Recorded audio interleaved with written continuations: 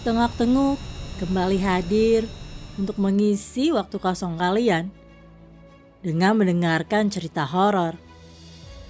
Saya Cisi, kali ini akan membacakan cerita yang ditulis oleh M. Sidik dengan akun @tanyademit dengan judul Gubuk Berdinding Manusia. Jangan lupa untuk di like, subscribe, dan share video ini agar kami bisa berkembang. Selamat mendengarkan. Bismillahirrahmanirrahim. Syaratnya mudah. Aku hanya harus bertahan selama 3 malam di gubuk ini. Namun, aku harus tinggal di dalam ruangan berdinding kulit dan potongan tubuh manusia yang sudah mati. Banyak sekali cara untuk manusia yang ingin sekali mendapatkan kekayaan yang sangat instan. Terutama bagi orang yang mempunyai tujuan tertentu dalam hidupnya. Dan kekayaan sangatlah penting bagi mereka untuk menjadi salah satu syarat mencapai hal itu. Seperti yang dilakukan Ardi kurang lebih 20 tahun ke belakang. Dia adalah lulusan sarjana dengan segudang penghargaan, sehingga lulus menjadi lulusan terbaik, cum laude. Cita-citanya adalah menjadi pejabat publik. Menjadi sosok kepala desa adalah incarannya. Dengan segudang prestasi yang dia miliki, juga sebuah impian untuk merubah tempat tinggalnya menjadi tempat tinggal yang maju, membuat dirinya mempunyai impian tersebut. Namun kenyataannya, impiannya hampir sirna. Selain kepintaran yang ada dalam dirinya, ternyata hanya ada salah satu syarat lagi yang harus dia punya, yaitu harta kekayaan. Kedua orang tuanya yang sudah menjual harta bendanya, termasuk warisan tanah yang dia miliki untuk uang kuliahnya, membuatnya kini tidak memiliki apa-apa lagi. Dia sadar, di kampung tempat tinggalnya hanya ada 2 cara untuk bisa dihormati oleh orang-orang sekitar, yaitu dengan kekayaan yang melimpah atau dengan menduduki jabatan tertentu yang lumayan tinggi di kampung mereka. Sehingga harta yang melimpah tentu saja menjadi sebuah bagian yang tidak terpisahkan. Apalagi itu adalah hal penting agar dia bisa mendulang suara ketika pemilihan nanti dengan orang-orang yang sudah lebih dikenal darinya. Meskipun kini dia sudah sarjana dan satu-satunya orang yang sudah lulus kuliah di kampung tersebut. Namun dengan background orang tua yang hanya buruh pabrik kecil di pinggiran kota, membuat langkah Ardi terhenti untuk bisa menggapai cita-citanya. Sehingga dia berusaha untuk mencoba peruntungan di bidang lain setelah lulus. Mencoba untuk mengumpulkan kekayaannya agar menjadi modal baginya kelak. Ardi sudah beberapa kali mencoba melamar ke sana kemari, mencoba meniti karir sembari mengumpulkan modal untuk syarat dirinya memasuki ranah politik yang ada di kampungnya. Namun sayang, setelah 4 tahun berjalan, modal untuk dirinya masuk ke ranah politik di kampungnya kini harus terpakai kembali. Tepatnya, ketika ibu dan bapaknya di PHK dari tempat kerjanya. Sehingga uang yang tadinya akan dia kumpulkan harus dia pakai untuk menutupi kebutuhan sehari-hari keluarganya. Ardi tidak patah semangat. Dia masih belum menyerah. Cita-citanya menjadi orang terpandang sebagai pejabat publik masih tertanam di hatinya. Meskipun semakin berjalannya waktu, kegiatan Ardi nampaknya sedikit melenceng. Keinginannya untuk mendapatkan uang banyak dalam waktu singkat membuat pikirannya tidak jernih lagi. Kini, selain dia bekerja di perusahaan, dia juga menjadi bandar togel yang kini sedang marak pada tahun itu. Ardi tergiur dan uang yang dihasilkan dari bandar togel itu. Apalagi setelah dia ikut di dalamnya, uang yang dia dapatkan pun sangat banyak dibandingkan uang yang dihasilkan dari bekerja. Ardi menjadi sangat sibuk siang dan malam untuk mencari uang. Dari pagi hingga sore dia bekerja. Dan ketika malam dia diam di suatu tempat untuk menunggu pelanggan yang datang untuk membeli nomor togel darinya. Tak terasa waktu pun berlalu dengan cepatnya. Uang yang Ardi dapatkan akhirnya terkumpul sedikit demi sedikit. Begitu pula kehidupan ibu dan bapaknya yang selama ini dia tanggung. Ibu dan bapaknya yang sudah tidak bekerja lagi, kini dia belikan mesin jahit. Dia berharap kedua orang tuanya itu bisa kembali menghasilkan uang untuk kehidupannya sehari-hari. Kehidupan Ardi kini nampak membaik. Uang yang dia dapatkan dari togel dan bekerja seharian kini terkumpul kembali. Bahkan kali ini dia tidak terlalu pusing memikirkan nasib kedua orang tuanya. Karena kini mereka sudah kembali membuka usaha jahit di rumahnya pada saat itu. Namun nampaknya hal itu tidak bertahan lama. Hanya 2 tahun berjalan, bandar besar togel di ibu kota ditangkap polisi. Sehingga hal tersebut secara otomatis memutus pemasukan Ardi dan dia kini hanya bisa mendapatkan uang dari bekerja. Pikiran Ardi kini buntu. Cita-cita yang dia idam-idamkan selama ini tampaknya kembali sirna.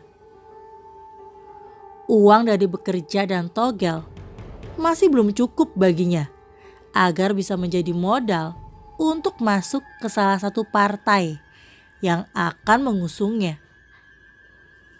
Dan itu membuat dirinya kebingungan atas apa yang harus dia lakukan selanjutnya. Waktu pun berlalu dengan cepat. Ardi yang kini hanya mengandalkan uang dari bekerja, tiba-tiba didatangi oleh salah satu temannya yang bernama Anton.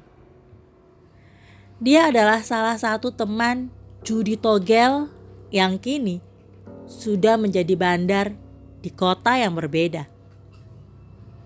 Dia sengaja berkunjung ke rumah Ardi, sekedar bertegur sapa dan menumpang beristirahat.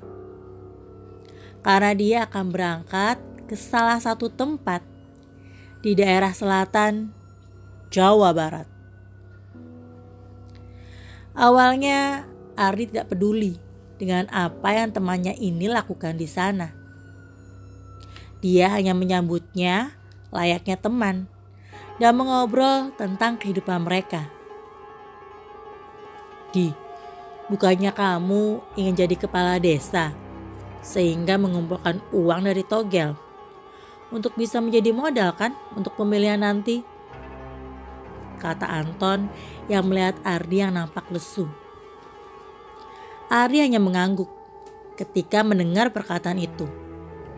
Dia tahu bahwa cita-citanya kini hanyalah angan-angan yang tidak bisa dia capai dengan modal yang dia punya. Apalagi salah satu syarat terjun ke dunia seperti itu, setidaknya harus ada banyak uang untuk membuat citra baik kepada warga di sekitar kampungnya. Suka atau tidak suka, namun memang seperti itulah permainan di dunia tersebut. Sehingga dia hanya bisa meratapi nasib akan dirinya yang sekarang. Nampaknya temannya ini mempunyai solusi. Dia kemudian menepuk pundak Ardi dan berkata, selepas kita semua putus menjadi bandar togel karena bandar besar yang di ibu kota tertangkap, jujur, aku luntang-lantung tidak ada penghasilan. Cuma jualan bensin eceran di depan rumah doang. Tapi sudah hampir sebulan ini usahaku tambah maju. Sehingga aku bisa membuka usaha yang lain. Bahkan sekarang aku sudah punya pegawai. Aku melakukan sesuatu hal yang akhirnya bisa membuat bisnisku berjalan lancar. Sesuatu yang mungkin bisa kamu lakukan juga, Di. Awalnya Ardi hanya bisa terdiam dan tidak menjawab apa yang Anton katakan. Tapi dia seperti menemukan sebuah cahaya di tengah kebuntuan yang sedang menimpa dirinya. Maksudmu, dengan aku melakukan hal tersebut, aku bisa sepertimu sekarang ini, Ton? Tanya Ardi yang penasaran dengan apa yang Anton ucapkan. Anton mengangguk senang ketika mendengar pertanyaan dari Ardi. Tubuhnya tiba-tiba mendekat kepadanya.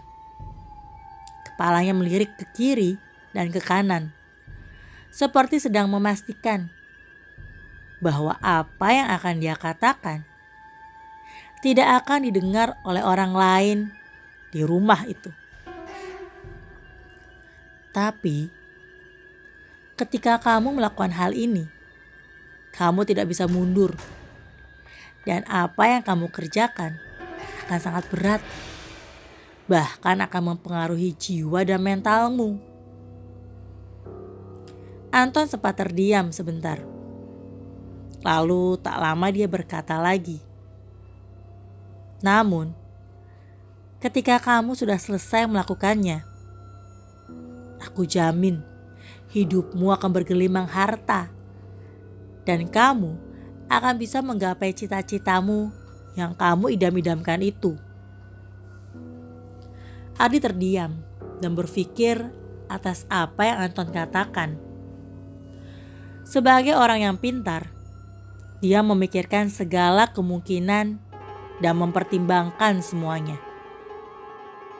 Hingga 10 menit pun berlalu. Antara logika berpikir yang mulai kotor dan keinginannya untuk mendapatkan modal bagi cita-citanya, dia akhirnya mengiyakan ajakan Anton pada malam itu. Kalau memang itu jalan keluarku, aku ikut, kata Ardi dengan sedikit bersemangat. Setelah Anton memberitahukan semuanya, keinginan Ardi pun semakin kuat. Bahkan mungkin dia berpikir bahwa ini adalah jalan satu-satunya bagi dirinya agar mendapatkan kekayaan buat modal untuk menggapai cita-citanya. Sehingga Ketika pagi hari menjelang, Ari dan Anton akhirnya pergi bersama-sama ke sebuah gunung yang ada di selatan untuk melakukan ritual yang bisa menjadi jalan keluar bagi permasalahannya. Setelah melalui jalanan yang berliku, masuk dan berjalan melalui perkampungan di sisi gunung, bahkan melewati beberapa sungai yang deras di depan mereka. Akhirnya mereka berdua masuk ke dalam hutan di salah satu gunung yang terkenal angker dan paling dikeramatkan di daerah selatan. Perjalanan yang mereka lalui tidaklah mulus. Anton yang nampaknya sudah tahu tempat tersebut beberapa kali memberitahu Ardi atas apa yang akan terjadi di perjalanan yang akan mereka lalui. Ardi yang baru pertama kali datang ke hutan ini tentu saja terkejut atas apa yang dia lihat selama di perjalanan. Bahkan dia beberapa kali ingin berhenti dan pulang atas apa yang mereka temui di perjalanan ke tempat yang Anton tuju. Hutan itu memanglah hutan yang lebat. Anton sengaja mengajak Ardi untuk berjalan di malam hari, karena itu adalah salah satu syaratnya. Tentu saja, perjalanan mereka tidaklah mudah. Gangguan demi gangguan datang mengganggu mereka yang sedang berjalan. Suara-suara kuntilanak yang tertawa melihat mereka berjalan menemani mereka sepanjang malam. Juga beberapa kali mereka melihat wajah-wajah yang menyeramkan muncul di antara pepohonan hutan. Ardi kaget ketika Anton memberi sebatang rokok kepada salah satu makhluk dengan wajah yang rata di suatu lapangan di tengah hutan.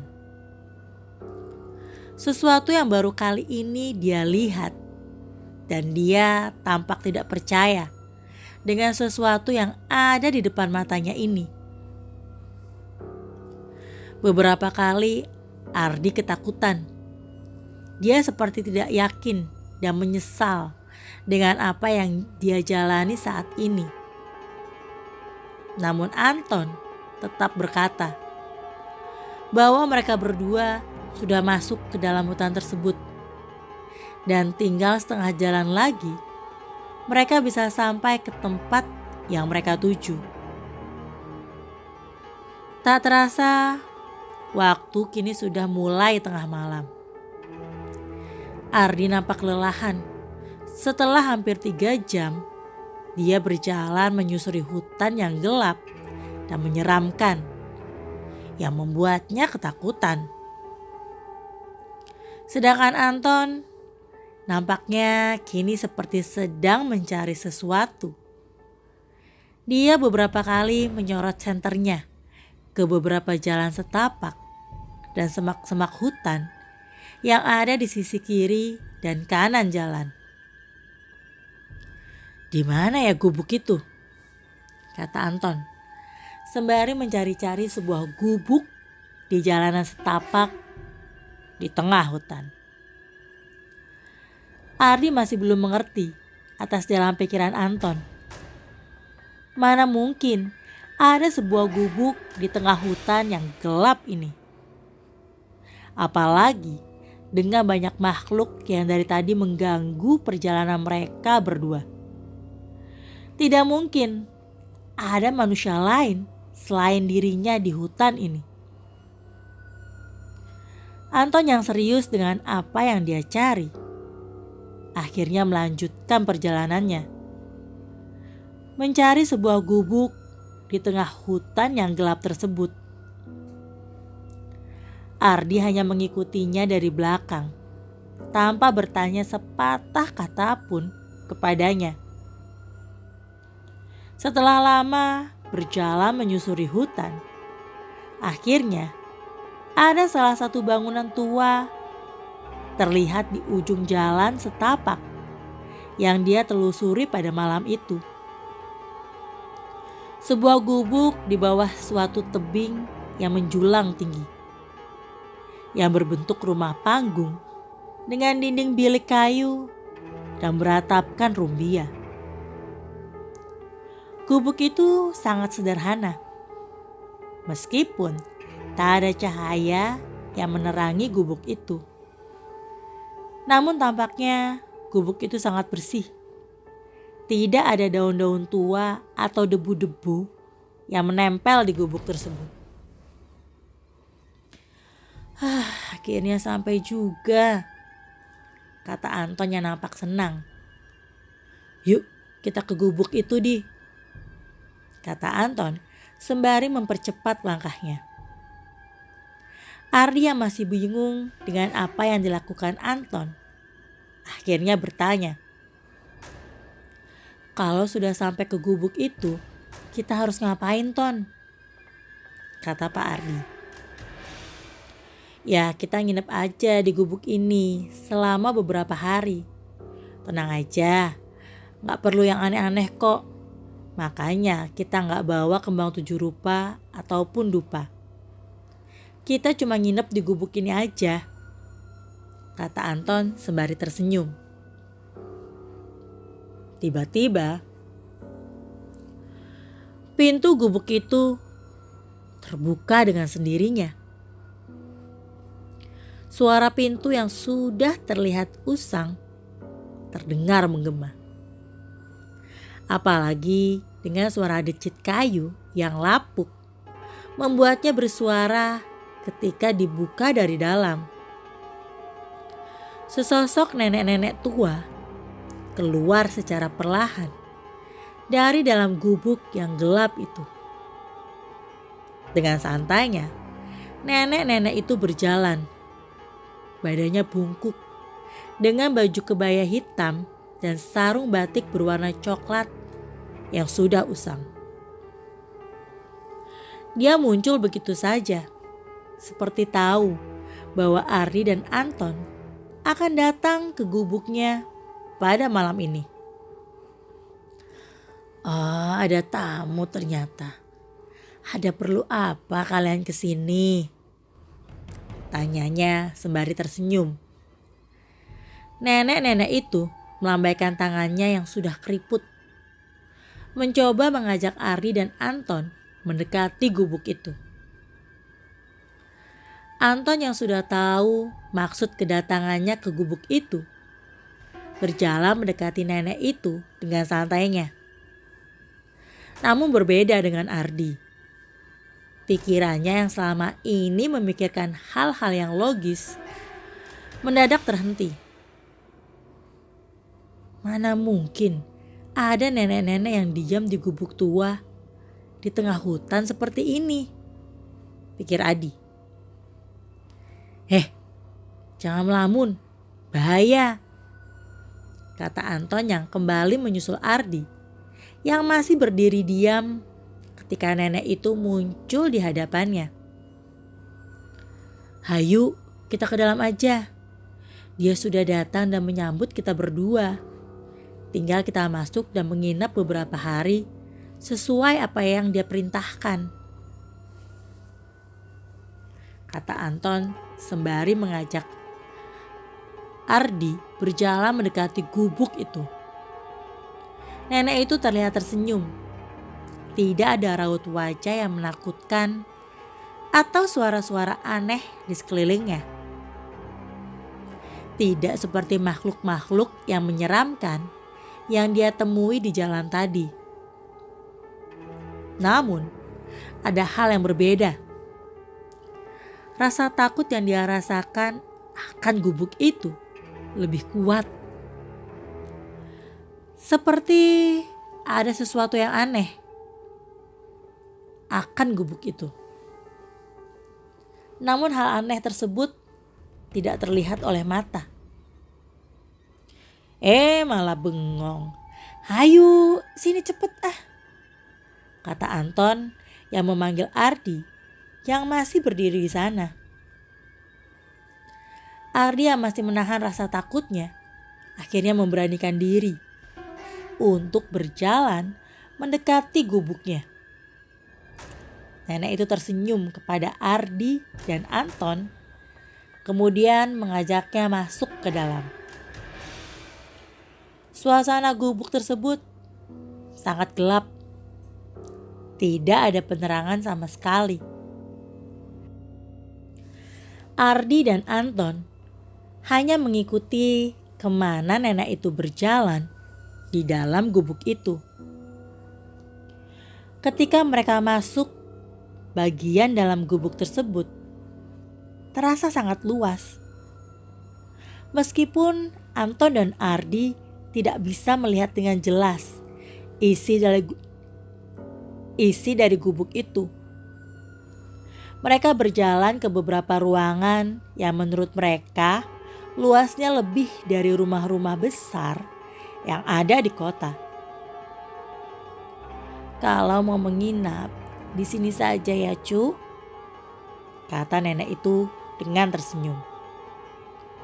Ardi hanya mengikuti Anton di belakang. Dia masih belum mengerti hal seperti apa yang akan dikerjakan Anton saat ini. Nenek itu kemudian menyuruh mereka berdua untuk duduk dan mencoba menjelaskan maksud dan tujuan mereka berdua menginap di gubuk itu. Sebenarnya tidak perlu dijelaskan cu. Dengan kalian datang ke sini saja, nenek sudah tahu maksudnya. Ini bukan ritual yang sulit cu. Meskipun tidak seampuh muja ke ular atau muja ke Raja Buta yang ada di atas gunung ini. Tapi tidak perlu pakai tumbal yang aneh-aneh. Tidak perlu mengorbankan orang lain. Nenek itu kembali tersenyum di dalam kegelapan. Namun senyumannya kini tampak menyeramkan. Meskipun tidak ada tanda-tanda untuk menakuti mereka berdua yang sedang ada dan duduk di depannya. Namun tetap saja, apabila melihat wajahnya yang penuh keriput dengan rambut yang sudah memutih di dalam gelap, pasti akan membuat semua orang akan ketakutan. Syaratnya gampang cu, harus menginap 3 hari di sini. Tidak boleh keluar selama 3 hari itu, meski apapun yang terjadi.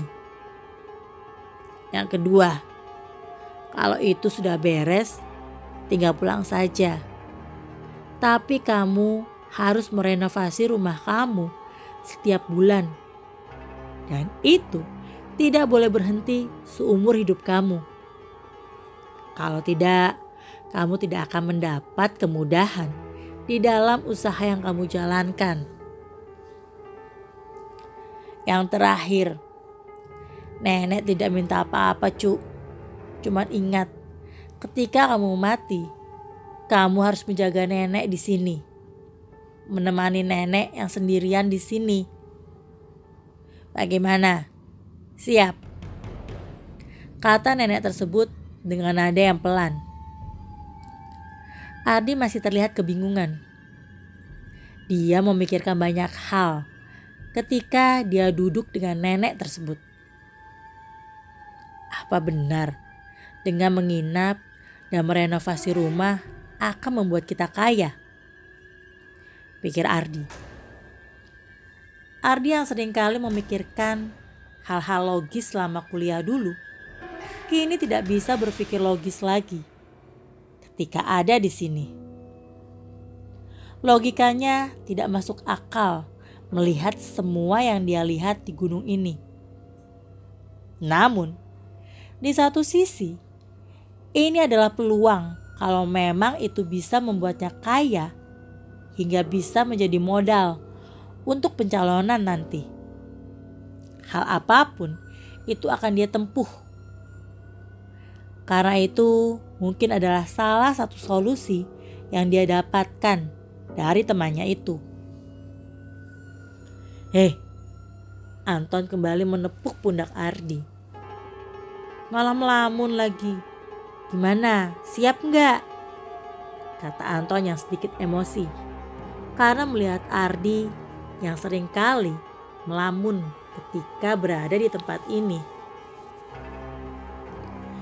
Iya Nek, kata Ardi yang secara tiba-tiba menyanggupi apa yang nenek itu katakan. Bagus sekali pilihan kamu, Cuk. Nenek janji, beres menginap di sini, usaha yang kamu lakukan nanti akan sukses. Tapi ingat, nenek hanya berpesan, harus kuat ya. Karena ini adalah ujian untuk menguji kalian. Kata nenek tersebut dengan senyuman yang terlihat dari wajahnya yang keriput. Ujian, kata Ardi heran. Jangan khawatir, ini tidak akan membuatmu mati. Cuma supaya kamu terbiasa menemani nenek ketika kamu meninggal nanti. Tuh buktinya, teman kamu masih sehat sampai sekarang, kata nenek tersebut sembari menunjuk ke arah Anton. Ya sudah, apabila seperti itu, yuk kita keluar. Biarkan dia menginap sendirian di sini selama 3 hari, kata nenek tersebut yang mengajak Anton untuk keluar ruangan. Ardi tidak bisa berkata apa-apa ketika Anton berdiri dan meninggalkannya sendirian di ruangan yang gelap itu. Dia seperti tidak ingin memberitahu lebih banyak tentang apa yang terjadi saat ini. Hingga akhirnya Anton dan nenek itu menghilang dalam kegelapan. Bersamaan dengan suara pintu yang menutup dari luar.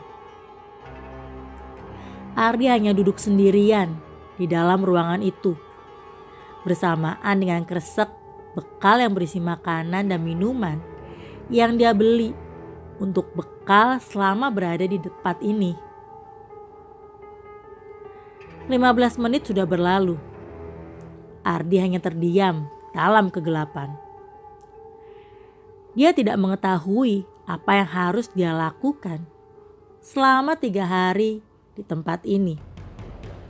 Apalagi itu adalah syarat baginya agar dia mendapatkan kekayaan yang akan dia terima seperti temannya Anton yang kini sukses dengan usahanya. Ardi kembali melamun. Pikiran logisnya kini bentrok dengan hal-hal yang tidak masuk akal yang dia temui pada malam ini. Hingga di tengah-tengah lamunannya, Ardi tiba-tiba tersadarkan. Tepatnya ketika ada obor yang menyala di dinding ruangan itu. Obor yang memancarkan cahaya berwarna kuning kemerahan membuatnya bisa melihat sekeliling ruangan ini. Namun tampaknya Ardi terkejut hingga membuatnya sangat mual dan ingin muntah. Bagaimana tidak? Ruangan yang dia tempatin saat ini terasa aneh. Bahkan mungkin bisa dibilang menjijikkan untuk dilihat. Bagaimana tidak? Dinding-dinding dan perabotan seperti kursi dan meja yang ada di ruangan tersebut, semuanya terbuat dari potongan tubuh manusia. Ruangan apa ini? Ardi panik hingga ingin sekali muntah. Karena ternyata ruangan yang dia tempati selama 3 hari ke depan adalah ruangan yang dibentuk oleh potongan tubuh manusia. Sebuah gubuk kecil di tengah hutan gunung sepuh yang gelap gulita.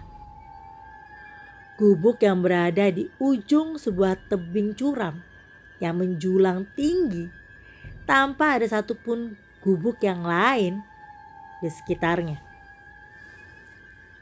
Namun ternyata itu bukanlah gubuk biasa. Itu adalah suatu tempat yang diyakini oleh para manusia sebagai gubuk ritual kandang bubrah yang datang ke gunung tersebut. Gubuk itu terlihat biasa dari luar. Anton yang diajak keluar ruangan oleh nenek penghuni gubuk itu hanya bisa menunggu di luar gubuk selama 3 hari lamanya. Tidur beralaskan tanah dan beratapkan pepohonan rindang yang menemaninya selama 3 hari itu. Sedangkan nenek tersebut kembali masuk ke dalam gubuk ketika Anton menunggu di luar. Anton sendiri sengaja tidak memberitahukan apa yang terjadi pada temannya ketika menginap. Karena dia tidak mau temannya secara tiba-tiba mengurungkan niatnya ketika tahu apa yang sebenarnya terjadi di dalam gubuk itu. Sebuah ruangan kecil layaknya kamar tidur seperti biasanya. Di dalamnya juga terdapat perabotan-perabotan yang lazim layaknya di kamar tidur yang sering kita temukan. Namun, ada hal yang berbeda. Semua perabotan yang ada di sana, dari mulai kasur, meja, dan kursinya, terbuat dari tubuh manusia. Badan-badan manusia yang terpotong dan tersusun rapi menjadi dinding langit-langit. Juga tangan dan kaki manusia yang dibuat sedemikian rupa sehingga menjadi kursi dan meja yang menghadap ke dinding itu. Terlihat pula beberapa kulit manusia yang dijahit dan disambungkan satu persatu menjadi sebuah selimut dan spray dengan kasur yang disusun dari tubuh manusia dan kaki yang ditempel satu persatu. Beberapa kepala manusia juga terlihat menggantung dengan sebuah potongan tangan yang sedang memegang obor untuk pencahayaan di ruangan ini. Tidak ada jendela yang bisa kita gunakan untuk melihat keluar ruangan. Yang ada hanyalah sebuah pintu yang terbuat dari tubuh manusia dengan gagang pintu berbentuk telapak tangan. Ardi nampak ketakutan. Keringat dingin muncul dari wajahnya. Badannya menggigil sangat hebat. Bagaimana tidak? Dia harus bertahan di ruangan ini selama 3 hari lamanya. Butuh waktu seharian Ardi untuk membiasakan diri dengan ruangan itu. Makanan dan minuman yang dia bawa tidak dia sentuh sama sekali. Karena ketika dia membuka dan memakannya, seketika dia tampak ingin muntah. Karena melihat kondisi ruangannya yang sangat mengerikan. Aku harus kuat. Aku harus kuat demi mendapatkan kekayaan, kata Ardi dalam pikirannya. Ada satu hal yang membuat Ardi bertahan di dalam ruangan ini, yaitu keinginannya yang sangat kuat melebihi rasa takut yang dia alami saat ini. Rasa yang bercampur dan berkecamuk di dalam tubuh Ardi membuat dia tetap mempertahankan dirinya untuk bisa tinggal di sana selama 3 hari. Tubuh, badan, pikiran menyatu dalam ketakutan yang mendalam. Sehingga bisa dikatakan, Ardi tidak pernah tidur atau memejamkan mata di dalam ruangan itu. Dia hanya menunggu dan menunggu sembari melihat ke sekeliling ruangan yang menyeramkan itu. Tidak ada aktivitas yang bisa dia lakukan. Mentalnya terkikis secara perlahan. Melihat potongan tubuh manusia di seluruh ruangan tersebut. Namun tekadnya dan keinginannya selalu membuatnya bisa bertahan. Meskipun dia sebenarnya tidak sanggup akan hal itu. Hingga pada akhirnya mata Ardi mulai lelah. Dia tidak bisa mempertahankan kesadarannya akibat terlalu lama tersadar di dalam ruangan tersebut. Dengan rasa takut yang makin hari makin bertambah parah. Tubuh Ardi kurus kering. Makanan yang dia bawa tidak dia sentuh sama sekali. Dia hanya minum untuk melepas dahaga dan tidak mau menyantap makanan dan cemilan yang sudah dia beli di warung sebelum datang ke sini. Ardi tampak tidak sadarkan diri akibat rasa lelah dan rasa takut yang dia rasakan selama beberapa hari di ruangan itu. Sehingga tubuhnya kini tidak kuat lagi untuk menopang kesadarannya sendiri.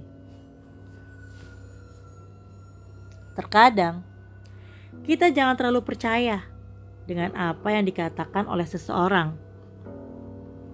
Apalagi hal itu menyangkut tentang kekayaan dan kejayaan yang bisa didapatkan secara instan. Seperti apa yang terjadi kepada Ardi, yang kini tidak sadarkan diri di gubuk yang menjadi tempat ritual bagi mereka berdua. Dia tidak menyadari sesuatu, bahwa Anton yang mengajaknya untuk datang ke tempat ini mempunyai maksud dan tujuan yang berbeda. Bukan semata-mata untuk mengajaknya agar dirinya bisa kaya seperti dirinya. Namun, dia sengaja mengajaknya karena dia sedang saling mempertaruhkan jiwa.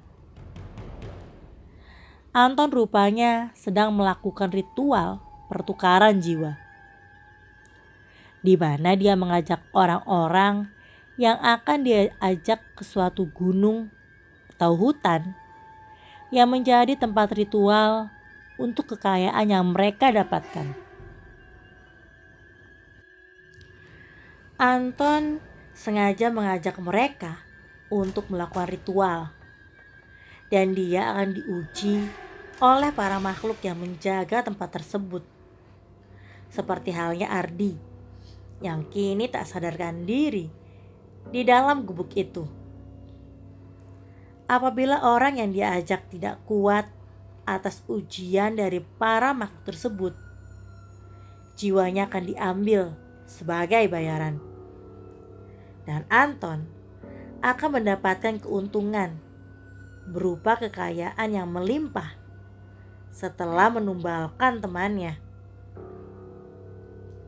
Apabila temannya ini berhasil, maka jiwa Anton yang diambil, dan temannya ini akan mendapatkan kekayaan seperti yang dia inginkan. Rupanya, Anton sudah lama melakukan ritual ini. Dia mendatangi teman-temannya yang kesusahan, mencoba memberi angin segar bagi mereka dengan ritual yang sederhana. Namun, di balik itu ada suatu niat jahat darinya atas apa yang dia lakukan, yaitu secara tidak sadar menumbalkan teman-temannya dengan ritual yang mereka lakukan.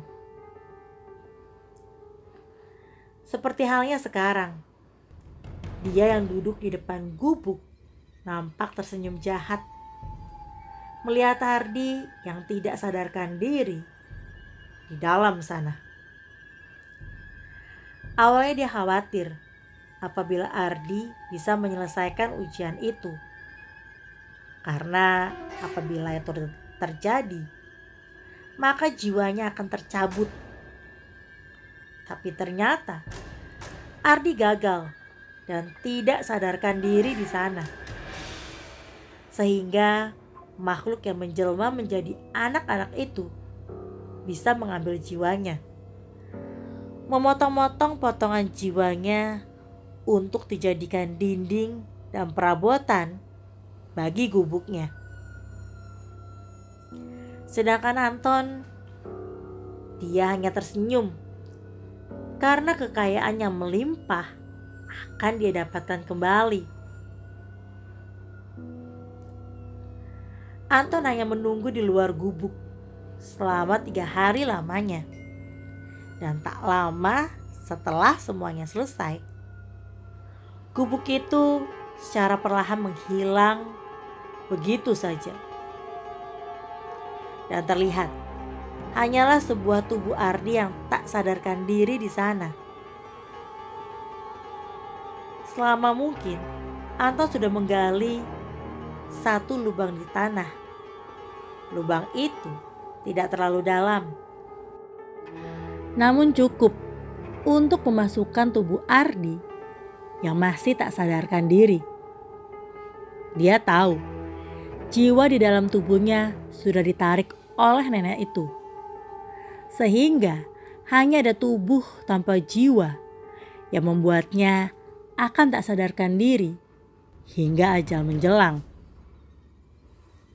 Sehingga Anton seketika tersenyum setelah dia berhasil mengelabui salah satu temannya.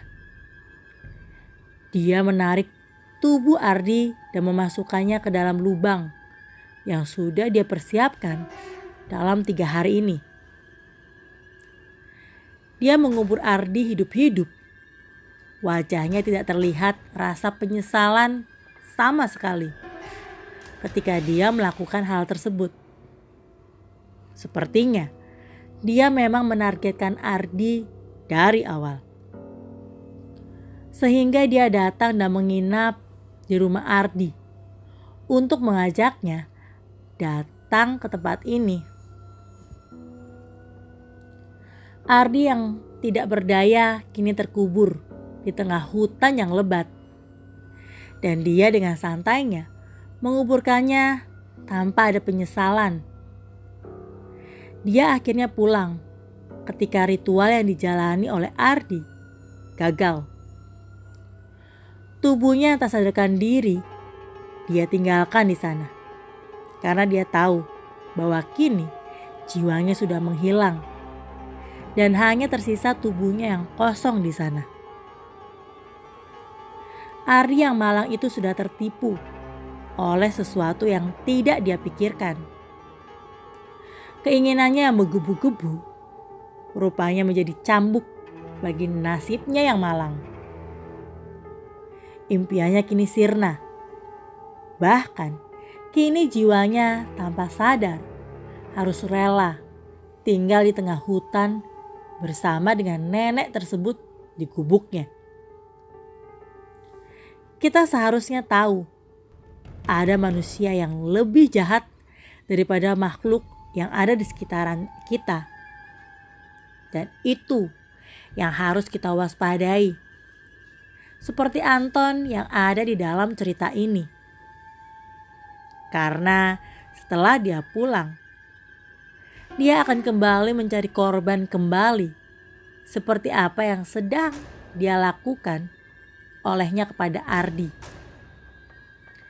Dia akan mendatangi teman-temannya yang sedang putus asa dan memberi angin segar bagi mereka agar bisa mendapatkan kekayaan yang instan.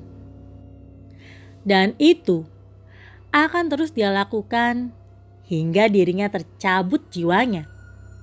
Ketika orang yang dia ajak bisa melakukan persyaratan ritual hingga akhir, sehingga dirinya meregang nyawa di sana.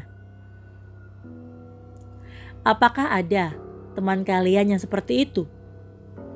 Hati-hati ya, karena bukan kekayaan yang bisa kalian dapatkan dengan pesugihan.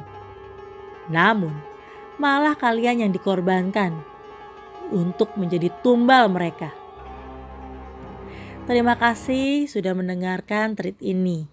Bagi kalian yang mau follow akun X dari penulisnya, silakan ke @tanyademit. Terima kasih. Wassalamualaikum warahmatullahi wabarakatuh.